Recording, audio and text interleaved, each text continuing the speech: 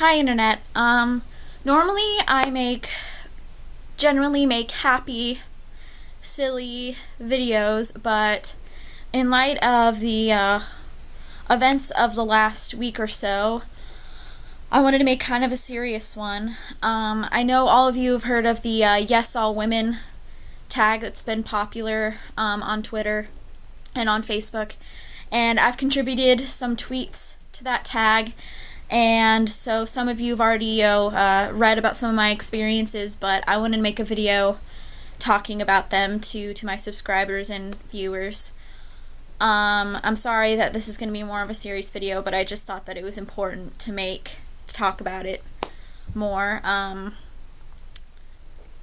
The Yes All Women tag, if you don't know, women are talking about their experiences with domestic violence, sexual harassment,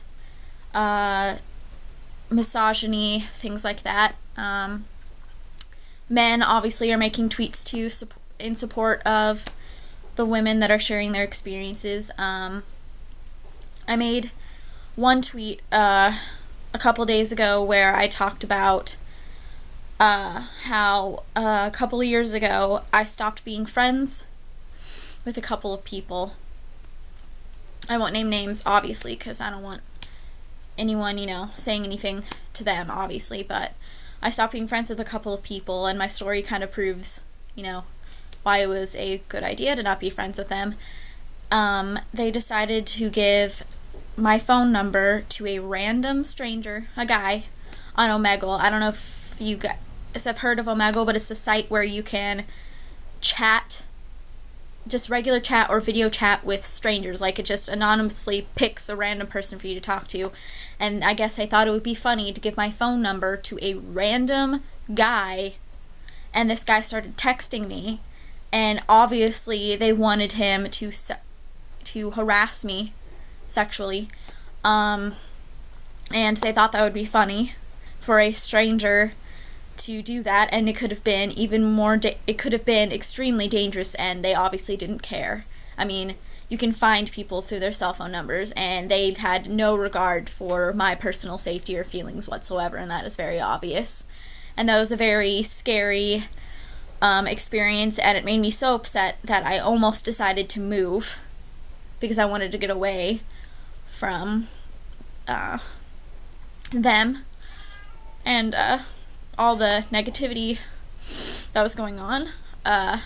Obviously, I decided not to move because I wasn't going to move based on something that two ex-friends did, because that would be making them win, and I wasn't going to let them win. And so instead I decided to stay strong and stay here and get support from friends.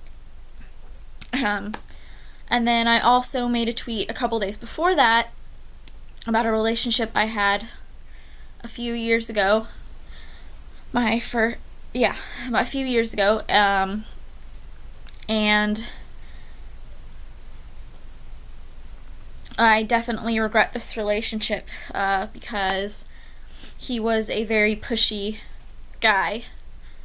I should have noticed that from the beginning, because he was very possessive of me, and he tried to force himself on me a lot, and I was young and I was not ready for any of that, and he knew that, and I told him no, and he kept trying to force himself on me, and he was a very physical person, and I did not want that at the time, and he knew that, and he would leave bruises on me by, getting too aggressive and violent, and it was not fun, and it was scary, and he terrified me, and I broke up with him within a few weeks into the relationship, and I'm glad that nothing ever happened after that, because he's a pretty scary person, and to be honest, I'm still scared of running into him, because he was pretty angry after we broke up, and it's kind of sad that he did these terrible things to me, and yet people that were friends with him and people that knew him and also knew me took his side and called me bad names for breaking up with him, even though he was the one who was forcing himself on me and bruising me and doing bad things that no one should do to a significant other ever, or friend, anyone. and he was possessive of me, like always telling me what to do, wanting to control my life, telling me I shouldn't do theater, all these things. And I just wanted to share those stories because I think it's important right now to share our stories of abuse and harassment, and I'm sure I have more, sadly, that I just can't think of right now. But those are the two main ones that I tweeted about and talked about. Oh, and that tweet I made about my friends thinking it was funny for me to be sexually harassed by a stranger, a guy replied to that tweet saying, "But that is funny. That shit is funny." Well, it's not funny. And the fact that there are guys and people out there that think that me being sexually harassed by a stranger is funny proves that there's something wrong in our world, that it's wrong. And people defended me, thank goodness, but it was still, I was very shocked and angry that someone would think that that is funny.